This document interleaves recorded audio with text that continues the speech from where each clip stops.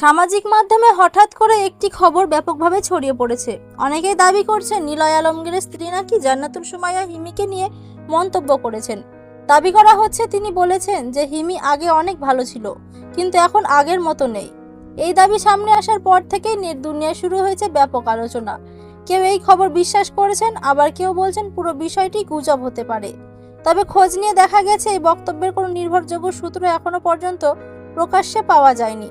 ফলে বিষয়টি সত্য নাকি শুধুই সামাজিক মাধ্যমে ছড়িয়ে পড়া একটি দাবি তা নিশ্চিতভাবে বলা যাচ্ছে না।